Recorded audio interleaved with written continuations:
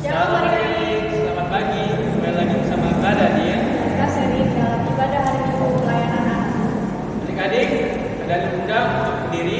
Kita akan menyanyikan Mas Pea.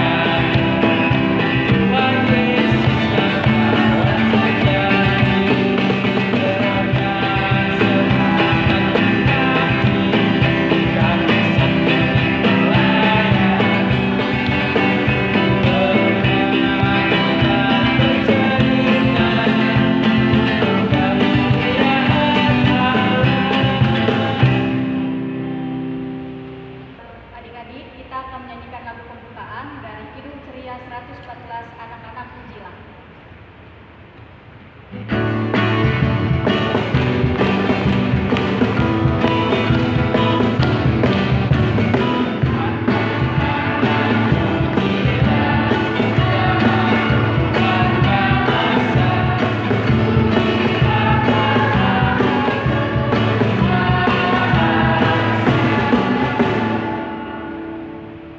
Adik-adik, mari dalam doa kita berdoa. Tuhan Yesus, pada pagi kali ini kami mau mendengarkan firman-Mu. Tuhan, sertailah kami dan privat kami ini Tuhan, supaya bisa berguna bagi kami Tuhan, untuk belajar juga adik-adik kami yang masih sakit luar sana. Inilah doa kami Tuhan yang memanjatkan di dalam nama Tuhan Yesus Kristus. Inilah doa kami. Amin. Adik-adik, sebelum kita mendengarkan firman Tuhan, kita menyanyikan lagu dari Kidung Ceria 343 Bersabdalah Tuhan.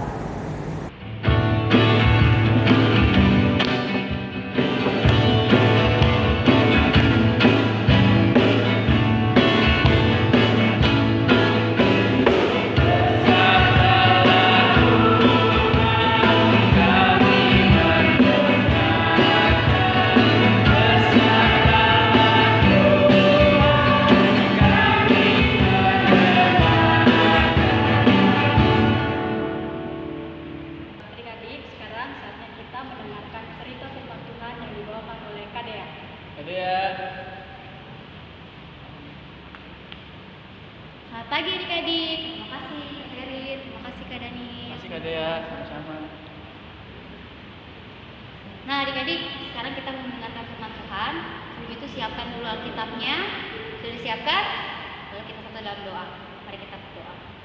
Tuhan Yesus yang baik, sekarang ini Tuhan, kami ingin mendengarkan firman tentang-Mu.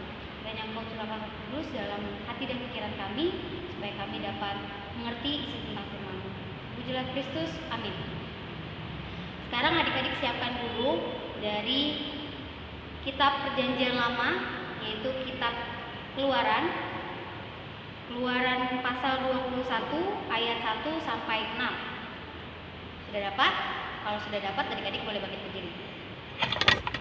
Ada yang baca ya. Inilah peraturan-peraturan yang harus kau bawa di depan mereka. Apabila engkau membeli seorang budak Ibrani, maka haruslah dia bekerja padamu 6 tahun lamanya. Tetapi pada tahun yang ketujuh, ia diizinkan keluar sebagai orang merdeka, dengan tidak membayar tebusan apa-apa. Jika ia datang seorang diri saja, maka keluar pun ia seorang diri. Jika ia mempunyai istri, maka istrinya itu diizinkan keluar bersama-sama dengan dia. Jika tuannya memberikan kepadanya seorang istri, dan perempuan itu melahirkan anak-anak laki-laki atau perempuan, maka perempuan itu dengan anak-anaknya tetap menjadi kepunyaan tuannya. Dan budak laki-laki itu harus keluar seorang diri. Tetapi jika budak itu dengan sungguh-sungguh berkata, "Aku cinta kepada tuanku, kepada istriku, kepada anak-anakku, aku tidak mau keluar sebagai orang merdeka," maka haruslah tuannya itu membawanya menghadap Allah, lalu membawanya ke pintu atau ke tiang pintu, dan tuannya itu menusuk telinganya dengan penusuk, dan budak itu bekerja pada tuannya untuk seumur hidup. Nah, adik-adik boleh duduk kembali dan kita mendengarkan cerita yang satu ini. Dahulu kala ada keluarga yang tinggal di daerah pedesaan. Mereka memiliki 2 orang anak dari perkawinan sebelumnya. Yang satu bernama Gadis dan yang satu lagi bernama Lisa. Sayangnya sang ibu hanya menyayangi Lisa. Lisa sangat dimanja. Lisa tidak pernah mau melakukan pekerjaan apapun di rumah. Sebaliknya, Gadis selalu dibebani dengan tugas membersihkan seluruh rumah. Namun, Gadis yang rajin tidak pernah mengeluh. Ia mengerjakan semua pekerjaan rumah dengan senang hati, sebab ayahnya yang menyayanginya mengajarkan demikian. Bekerjalah dengan sepenuh hati, nak. Berilah bantuan pada orang yang membutuhkannya, dan bekerjalah dengan rajin. Suatu hari, sang ayah jatuh sakit. Sang ayah tidak bisa bekerja, dan Gadis menawarkan diri untuk mencari pekerjaan di kota. Mendengar usulan Gadis, sang ibu menyeringai jahat, serta langsung menyetujuinya. Ketika dalam perjalanan ke kota, ia bertemu dengan seorang nenek tua yang dahan pohonnya kering. Dia meminta bantuan Gadis untuk memangkas dahan-dahan kering itu, dan ia berjanji akan membalas kebaikan Gadis. Gadis tidak menolak sama sekali. Dia melakukan itu dengan senang hati. Setelah selesai, nenek tua itu mengucapkan terima kasih. Lalu Gadis pun pergi melanjutkan perjalanannya. Baru berjalan beberapa menit, dia bertemu seekor anjing yang bulu lebatnya sangat kotor. Anjing itu mendekati Gadis. Gadis membawa anjing itu ke sungai. Dia memandikan anjing itu. Setelah selesai, ia meninggalkan anjing yang sudah bersih itu di dekat hutan, lalu melanjutkan perjalanannya lagi. Namun, karena Gadis sudah berjalan sangat jauh, dia jadi sangat capek dan lelah. Saat itu dia melihat sebuah rumah yang sangat megah. Dia pun menghampiri rumah itu. Kepada penghuni rumah, ia menyatakan maksudnya untuk mencari pekerjaan. Tidak disangka, penghuni rumah itu menerima Gadis bekerja di rumahnya. Dan Gadis benar-benar bekerja dengan rajin dan sepenuh hati. Dia membersihkan semua ruangan kecuali ruangan nomor 7, sebagaimana yang dipesankan penghuni rumah itu. Setelah 1 tahun bekerja, dia pun mendapat upahnya. Penghuni rumah itu memberinya sekantung uang emas. Namun ia masih heran, kenapa ya Gadis sangat patuh dan tidak pernah membuka ruangan nomor 7. Gadis menjawab, "Karena itu adalah perintahmu dan aku harus mematuhinya. Ayahku berpesan padaku, bekerjalah dengan sepenuh hati dan patuhi semua tugas yang diperintahkan," jawabnya. Mendengar jawaban Gadis, si penghuni rumah menambah sejumlah uang emas lagi. Gadis sangat senang dan berterima kasih. Gadis selalu pamit untuk pulang kembali menemui ayahnya. Di perjalanan pulang, ia berjumpa dengan seekor anjing yang pernah ia mandikan di sungai. Anjing itu memiliki banyak mutiara dan berlian di sekujur tubuhnya. Anjing itu memberikan beberapa mutiara dan berlian pada Gadis. Gadis sangat berterima kasih pada anjing itu. Setelah berjalan cukup jauh, Gadis itu berjumpa lagi dengan nenek tua yang dulu pernah ia tolong. Nenek itu sedang panen buah-buahan dan menawarkan beberapa minuman segar hasil olahannya. Kebetulan sekali, Gadis memang sangat haus. Nenek tua juga memberikan beberapa buah-buahan yang ia petik. Gadis itu melonjak gembira dan membayangkan ayahnya pasti sangat senang jika ia membawa banyak makanan seperti itu. Setibanya di rumah, ia disambut oleh ayahnya yang sudah merindukan putri kesayangannya. Ayahnya sudah kembali sehat, berbeda dengan sang ibu yang malah memandang gadis dengan perasaan iri hati. Dia tahu dia tidak mungkin bisa mengambil dan menguasai semua yang dimiliki gadis. Maka dia pun menyuruh Lisa melakukan seperti yang dilakukan gadis, yaitu pergi ke kota. Maka berangkatlah Lisa menuju kota. Sayangnya selama perjalanan menuju kota, dia juga berjumpa dengan seorang nenek tua dan si anjing yang meminta bantuan. Namun dia menolak bantuan mereka. Dia takut kuku-kukunya yang cantik akan rusak dan bajunya yang indah menjadi kotor. Akhirnya Lisa sampai juga di sebuah rumah megah, tempat gadis bekerja dulu.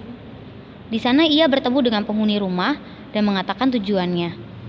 Dan seperti gadis, Lisa pun diterima bekerja di sana dengan syarat yang sama, dilarang masuk ke kamar nomor 7. Namun, Lisa tidak dapat menahan dirinya, dan dia tidak mematuhi larangan si penghuni rumah. Lisa dengan berani masuk ke kamar nomor 7, dan dia menemukan sarang lebah yang berkerumun dan segera menyerangnya. Lisa pun berlari dan pergi meninggalkan rumah megah itu. Dalam perjalanan pulang, Lisa bertemu anjing dan nenek tua lagi. Tapi mereka tidak bersedia menolongnya. Akhirnya, dia sampai ke rumah dengan tubuh penuh dengan sengatan lebah, perut yang lapar, baju yang kotor, dan kuku-kuku yang rusak. Nah, adik-adik, kita harus seperti gadis ya. Rajin, mematuhi peraturan, suka menolong, dan apapun yang dikerjakan harus dengan senang hati. Tidak malas seperti Lisa. Sama halnya dengan Bapak Musa. Adik-adik pasti tidak lupa kan sama Bapak Musa? Bapak Musa adalah seorang pemimpin yang diberi tugas oleh Tuhan untuk membawa orang Israel keluar dari Mesir. Nah, ketika mereka sampai di padang gurun Sinai, Tuhan menyuruh Musa untuk mengajar orang Israel tentang hukum. Bapak Musa mematuhi perintah itu adik-adik. Salah satu yang harus diajarkan kepada orang Israel adalah hukum perbudakan. Bapak Musa mengajarkan orang Israel dengan mengatakan, Saudara-saudaraku, waktu kita di Mesir, kita tidak punya sawah, tidak punya kebun, sehingga hasilnya tidak bisa kita makan.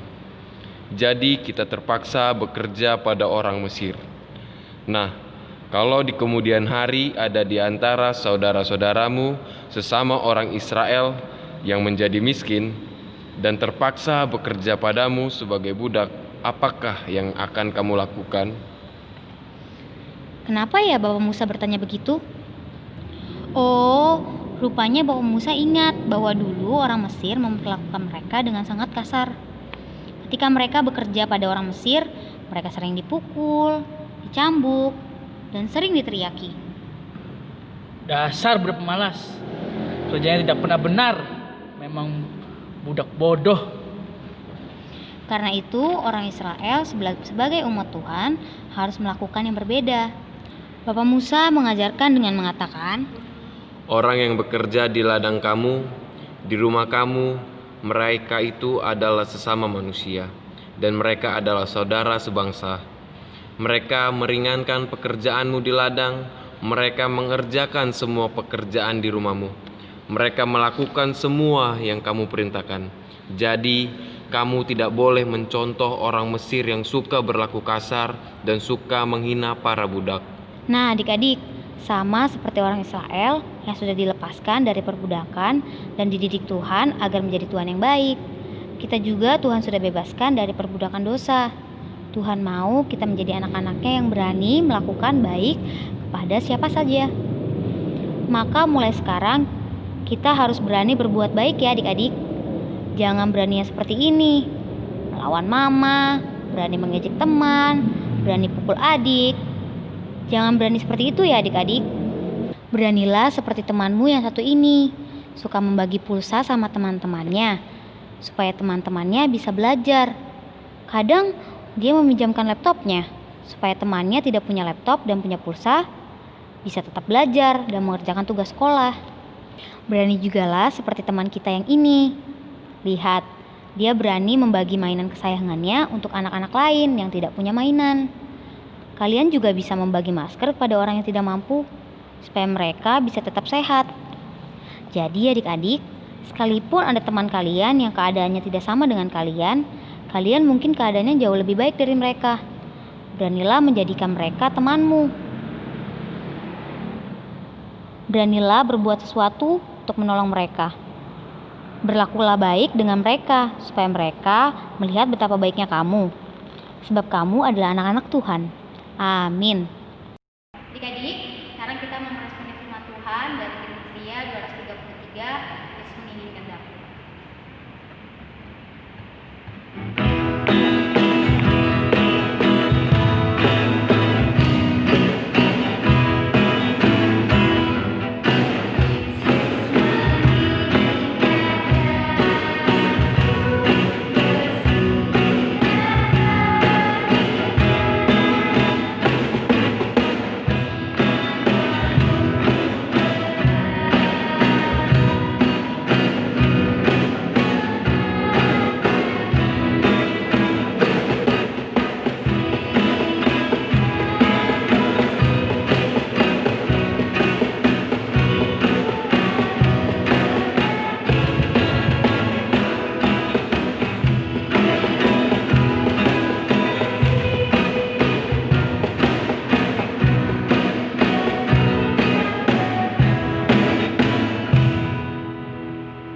Adik-adik, sekarang kita mau doa syafaat.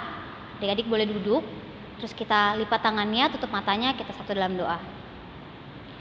Tuhan Allah Bapa kami, terima kasih atas berkat dan karunia-Mu, karena kami sudah mendengarkan firman-Mu. Kiranya lewat firman-Mu tadi, kami bisa seperti gadis yang rajin, suka menolong, dan taat. Kami juga mau berdoa untuk bangsa dan negara kami. Lindungilah dan jauhilah kami dari pandemi yang ada saat ini. Berkati juga gereja-Mu, berkati Bapak Pendeta, berkati Ibu Pendeta, dan keluarganya. Berkati juga para majelis dan pelkat-pelkat, terutama pelkat pelayanan anak. Berkati juga adik-adik yang ada di rumah, berilah kesehatan selalu. Berkatilah kami semua ya Tuhan, di dalam nama Tuhan yang sudah mengajak kami berdoa bersama. Bapa kami yang di surga, dikuduskanlah nama-Mu, datanglah kerajaan-Mu, jadilah kehendak-Mu di bumi seperti di surga. Berikanlah kami pada hari ini makanan kami yang secukupnya, dan ampunilah kami akan kesalahan kami, seperti kami juga mengampuni orang yang bersalah pada kami. Dan janganlah membawa kami ke dalam percobaan, tetapi lepaskanlah kami daripada yang jahat.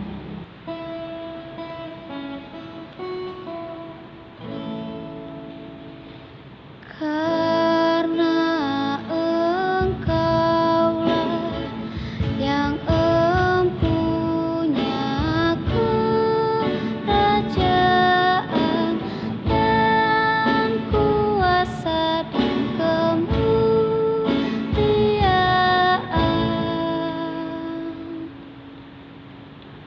sampai selama-lamanya.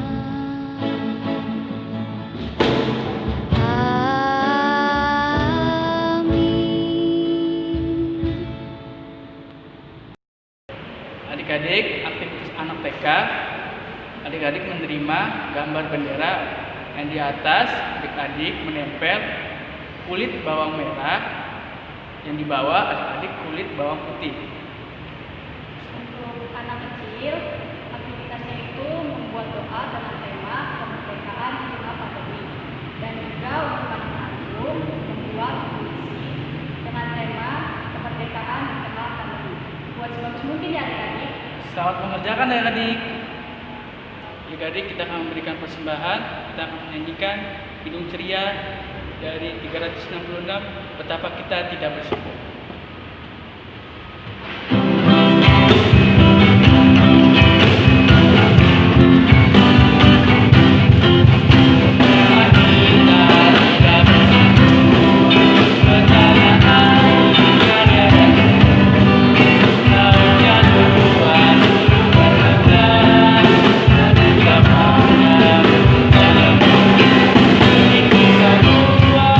Berkat karunia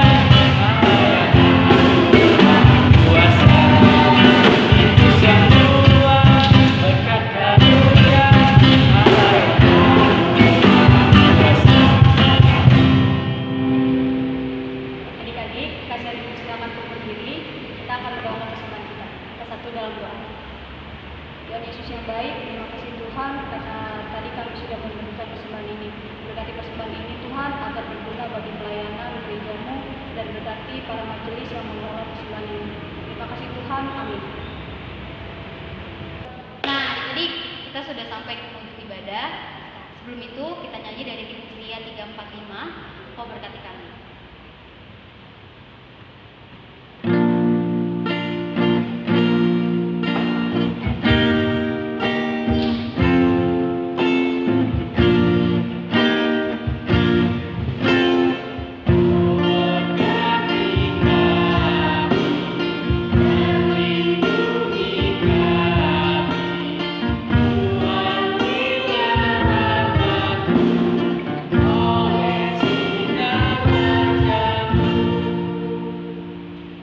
Jadi lipat tangannya, tutup matanya, kita berdoa. Tuhan Yesus yang baik, kiranya Engkau selalu memberkati kami dari saat ini sampai selama-lamanya.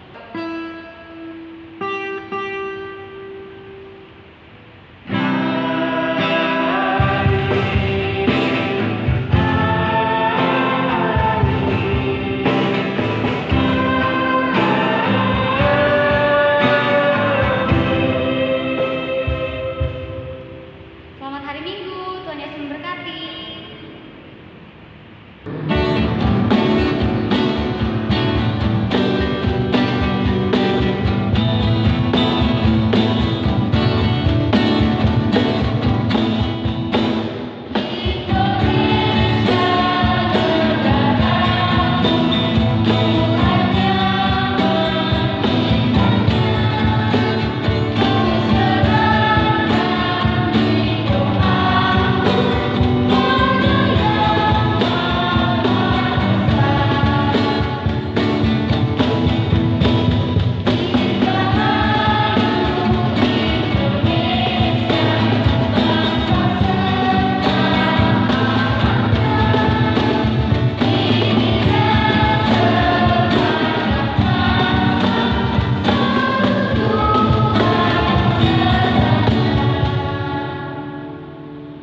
Kami pelayan, pengurus, pelkat, PA, jemaat DPIB Getsemani mengucapkan Dirgahayu Indonesia, merdeka, merdeka, merdeka.